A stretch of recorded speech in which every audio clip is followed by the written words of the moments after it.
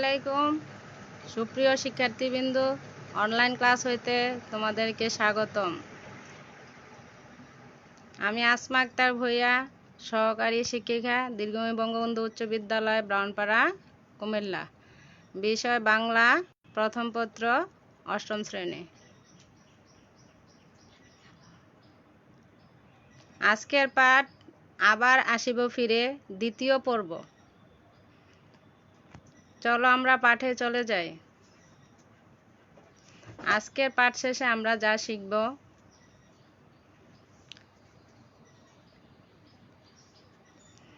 কবির মাতৃভূমির প্রতি প্রকৃত প্রেম সম্বন্ধে ধারণা, বাংলাদেশের প্রাকৃতিক সৌন্দর্য সম্পর্কে জানতে পারবে।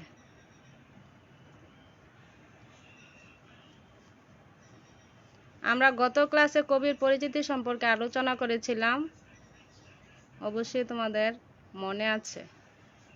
তারপরে আমরা কিছু আলোচনা করব। জীবনানন্দ দাশ 1899 খ্রিস্টাব্দে জন্মগ্রহণ করেন।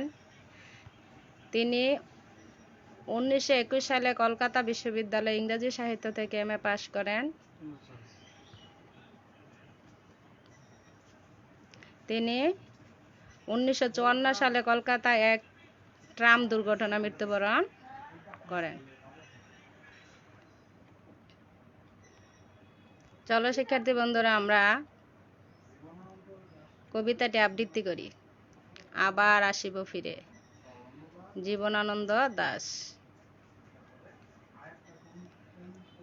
হয়তো দেখিবে শেষে সুদর্শন উড়িতেছে সন্ধ্যায় বাতাসে, হয়তো শুনিবে এক লক্ষ্মী পেঁচা ডাকিতেছে শিমুলের ডালে, হয়তো খইয়ের দান ছড়াইতেছে শিশু এক উঠানের ঘাসে,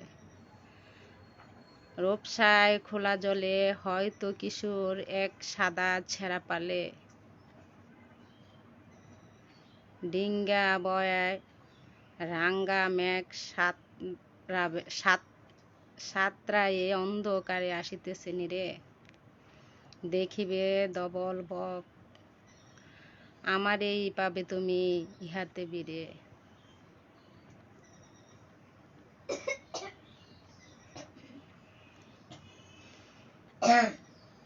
আমরা তখন কবিতাটি পাঠ করলাম। পাঠের পরে পাঠ পরিচিতি নিয়ে আলোচনা করব। আবার আসিব ফিরে কবিতাটি কবি রূপসী বাংলা কাব্যগ্রন্থ থেকে নেওয়া হয়েছে। কবিতাটি রূপসী বাংলা কাব্যগ্রন্থ থেকে নেওয়া হয়েছে। কবি এই কবিতায় দেখিয়েছেন যে তিনি নিজের দেশকে খুবই ভালোবাসেন। প্রিয় জন্মভূমি অত্যন্ত তুচ্ছ জিনিসগুলো তার দৃষ্টিতে সুন্দর হয়ে ধরা পড়েছে। তুচ্ছ মানে ছোট ছোট জিনিসগুলো কবির কাছে প্রিয় হিসাবে, সুন্দর হিসাবে ধরা পড়েছে। কবি মনে করেন যখন তার মৃত্যু হবে তখন দেশের সঙ্গে তার মমতা বাঁধন শেষ হবে না। মৃত্যুর পরেও কি মমতার বাঁধন শেষ হবে না, মায়ার বাঁধন শেষ হবে না। তিনি বাংলা নদী মাঠ ফসলের ক্ষেতকে ভালোবেসে শঙ্খ চিল বা শালিকের বেশে এদেশে ফিরে আসবেন। আবার কখনো বা ভোরের কাক হয়ে কুয়াশায় মিশে যাবে। এমন হতে পারে তিনি হাঁস হয়ে সারাদিন কলমির গন্ধ ভরা বিলের পানিতে ভেসে বেড়াবেন। এমনই দিনের শেষে যে সাদা বকের দল মেঘের কুল গেছে নিরে ফিরে আসে, তাদের মাঝেও কবিকে খুঁজে পাওয়া যাবে। এভাবেই তিনি বাংলাদেশের রূপময় প্রকৃতির সঙ্গে মিশে যাবেন।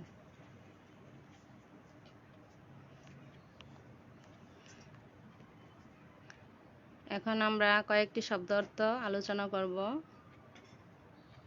জলাঙ্গি, কবি এখানে নদীকে জলাঙ্গি অর্থাৎ জল যার অঙ্গে নামে অভিহিত করেছেন।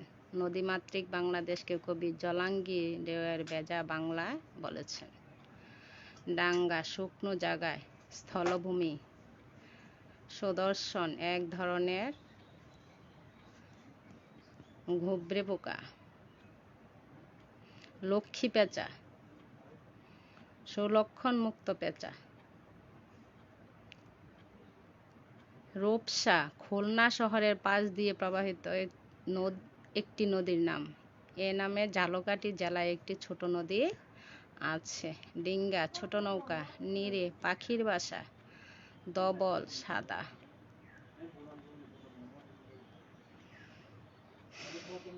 আমরা আবারও কবিতাটি সরল পাঠ করব, তাতে আমরা সহজে বুঝতে পারবো কবিতাটি কবি কি লিখেছেন। হয়তো দেখবে সন্ধ্যার বাতাসে গৌরবের পোকা উঠছে, হয়তো শুনবে শিমুলের ডালে একটি লক্ষ্মী পেঁচা ডাকছে, হয়তো একটি শিশু উঠানের গাছে খয়ের দান সরাচ্ছে। রূপসা নদীর গোলা জলে দেখবে এক কিশোর সাদা ছেঁড়া পালে, ডিঙ্গা বাইছে দেখবে ডাঙ্গায় মেঘ অতিক্রম করে অন্ধকারে বাসায় ফিরছে সাদা বক, এদের মধ্যে আমাকে খুঁজে পাবে।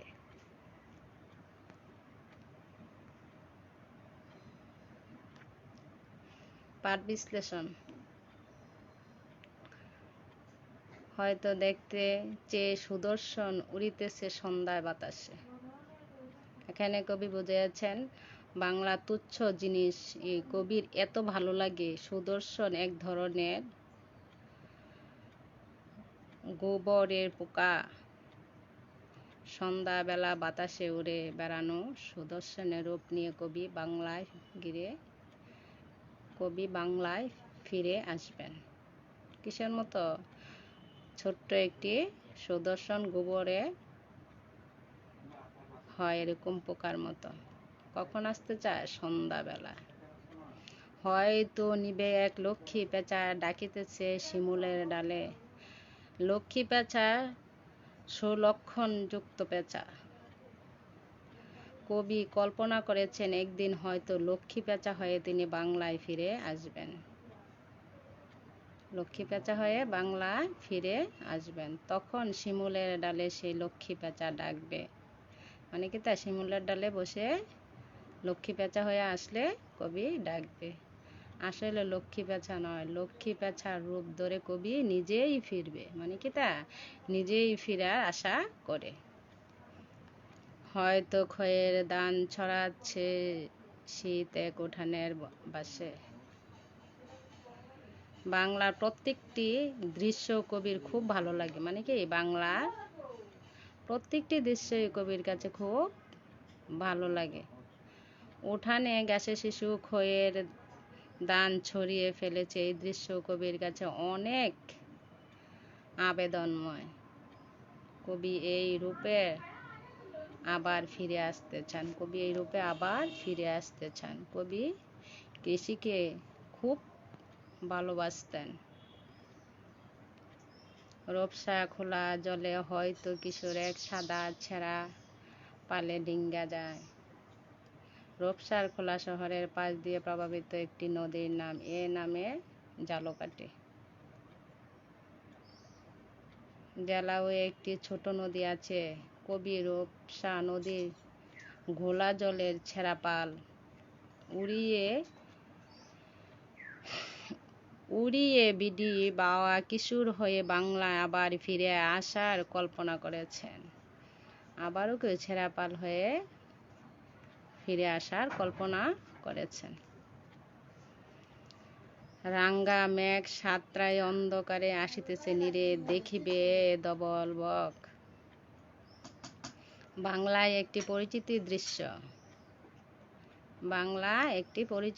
দৃশ্য। দিনের শেষে সাদা বকের দল মেঘে কোল গেছে নীরে বা বাসায় ফিরে আসে। সাদা বক কি আকাশ দিয়ে উড়ে বাসায় ফিরছে। কবি কল্পনা করেছেন এই বকের দলের মাঝে কবিকে খুঁজে পাওয়া যাবে। আমারে পাবে তুমি ইহাদের বীরে। কবি মৃত্যুর পরও বাংলার থাকবেন। তখন তিনি বাংলাদেশের রূপময় প্রকৃতির সঙ্গে মিশে যাবেন। বাংলা প্রকৃতির মধ্যে কবিকে খুঁজে পাওয়া যাবে। প্রত্যেকটি রূপময় বীরে কবিকে খুঁজে পাওয়া যাবে। আজকের ক্লাস আর এখানে দীর্ঘায়িত করব না, এখানেই শেষ করব। শিক্ষার্থীরা বাড়িতে নিয়মিত লেখাপড়া করবে। তোমাদেরকে ধন্যবাদ।